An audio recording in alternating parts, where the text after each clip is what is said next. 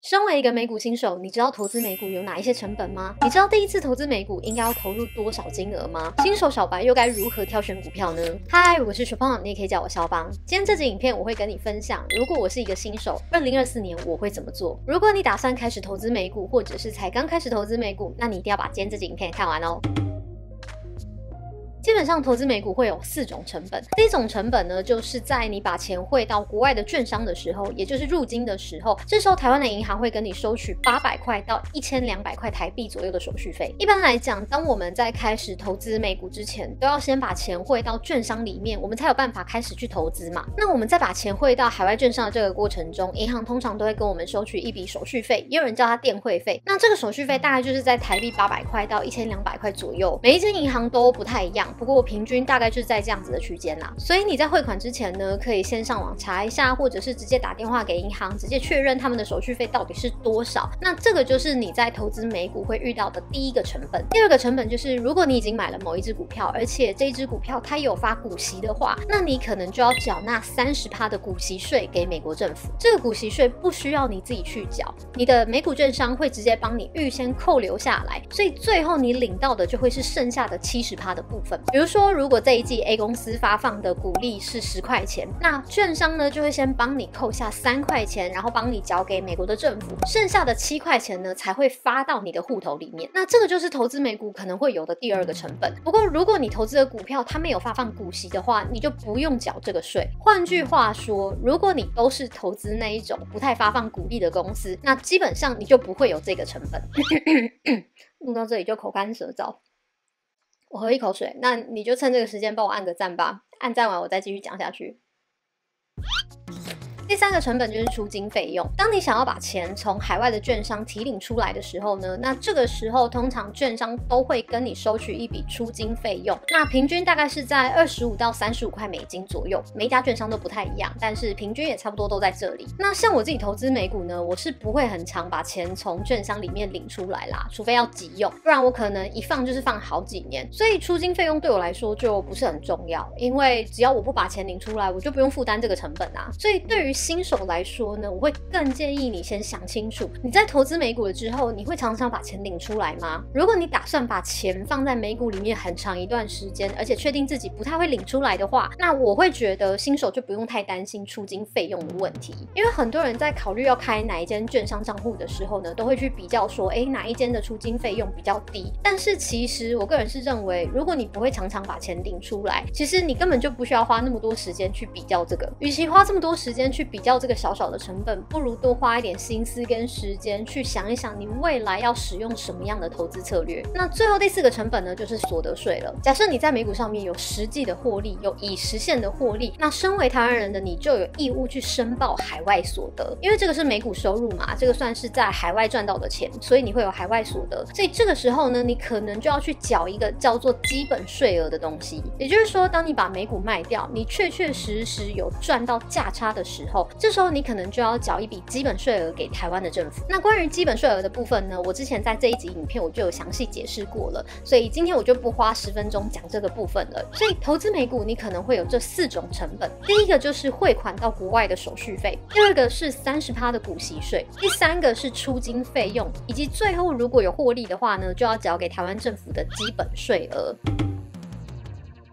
很多美股新手都曾经来问过我，我只有5万块台币，我可以投资美股吗？我只有10万台币，我可以投资美股吗？其实不管你现在是只有5万块台币还是10万块台币，你都可以开始投资美股，你都可以把这些钱汇到美股券商里面，然后开始去做投资，不会有人限制你一定得有多少钱才可以开始投资美股。不过刚我有讲到嘛，把钱汇到海外券商的时候，台湾的银行基本上都会跟你收800到1200块台币的手续费，无论你汇多少钱，每一笔他们都是这样子收的。所以如果你汇的钱越少，那相对你负担的成本就越高。比方说，假设我们取平均值1000块的手续费好了，你现在汇5万块台币到海外券商，那你的成本就是1000除以5万，就是2%嘛，你的成本就会是2%。如果你现在汇10万块台币到海外券商，那你的成本就会是1000块手续费除以10万块等于1%。你汇出去的金额越高，相对你负担的成本就越低。所以说我通常都会建议啦，至少累积到10万块台币以上，再一次把这些资金汇到海外的券商，这样子才会是比较划算的。像我自己本身的习惯就是我会习惯累积到15万台币以上，我再一次汇过去，因为这样对我来说这个成本才是我比较能够接受的啊。对，我有额外准备一个免费10天的美股入门教学，在这10天的免费教学里面呢，我会告诉你所有美股新手一定要懂的知识，包括美股的交易规则、美股的交易时间，以及3大法人、3大指数等等的。如果你想要快速入门美股，不想要再自己上网找资料、自己摸索的话，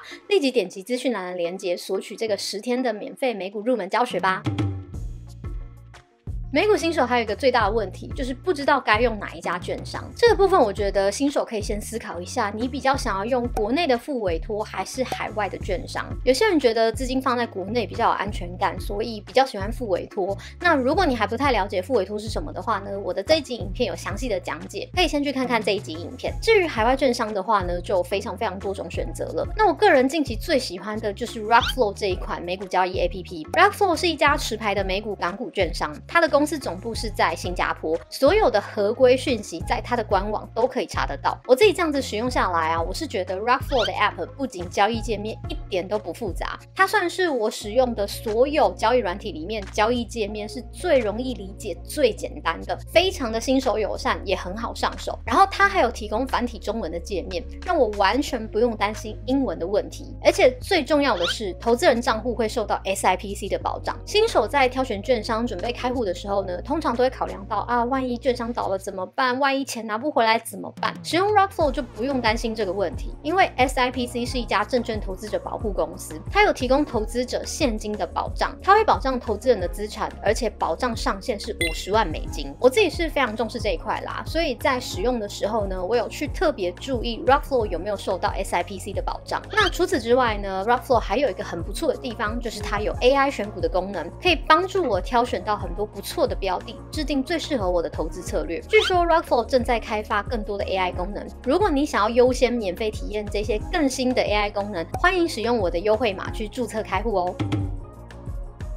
大部分的新手在一开始都不太知道该买什么股票，那以前的我其实也是这个样子，觉得美股里面有超多的股票，我根本就不知道要选哪一个。但是现在我就没有这个问题了，我会建议所有的新手，在你还没有任何方向的时候，你可以先去接触那些最有名的股票，像是 Google、Amazon、Apple、Meta 或者是 Netflix 这些大公司，你可以先从这几只最大的股票开始去了解，然后再去慢慢的延伸。比方说，当你看到 Google， 你可能就会联想到微软，因为这两个都是搜寻引擎嘛，他们是竞争关系，所以很好联想。那你就可以延伸去看看微软的股票。那想到微软，你就可以去联想说，它最近跟 AI 话题很有关系，所以你就可以朝着 AI 类股的方向去找，像是 Nvidia、PLT、AMD 等等的，用这样的方式去做联想，你就可以延伸接触到更多的公司。而且我个人认为啊 ，AI 这个产业在2024年应该会发展的更蓬勃，很多 AI 相关的类股应该也都会表现得很不错。如果你有看过我这一集影片的人，应该就会知道。所以新手真的不用害怕，也不用担心说不知道自己到底要投资什么。虽然美股里面真的有非常多的公司，但是如果你能够慢慢的从那一些大型龙头股去做延伸，去做联想，你慢慢的就会接触到越来越多的公司。而当你认识了越多公司，当你了解了越多公司之后，你就会越来越了解什么样的公司是好公司，什么样的公司适合自己。不用急着在新手阶段就马上让自己从 Level 1跳到 Level 10， 投资是需要慢慢累积的。有些人投资了5年、10年都还不知道自己到底该买什么股票，更何况是才刚刚接触美股的你。所以真的不要急，只要慢慢去接触越来越多的股票，多累积经验，你自然而然就会知道什么样的股票适合你了。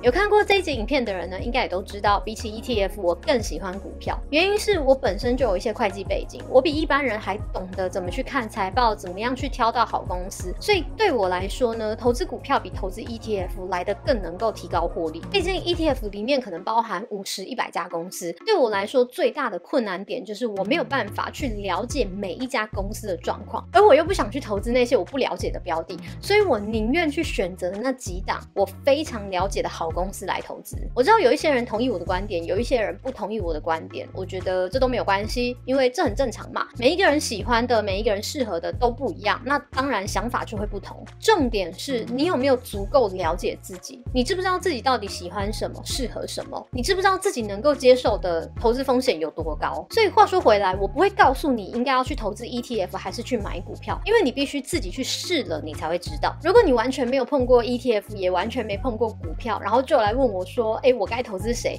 我没有办法给你一个很明确的答案。那如果你已经想好你要投资 ETF 还是股票，那我非常恭喜你。以上就是今天的分享。如果你对于投资美股还有其他任何问题，欢迎在下面留言问我，我会亲自回复你。那如果你喜欢今天这支影片，记得要帮我按个赞，然后分享给其他朋友。那如果你不想要错过未来的内容，也要记得来订阅我，并且开启小铃铛哦。那我们下集影片见，拜拜。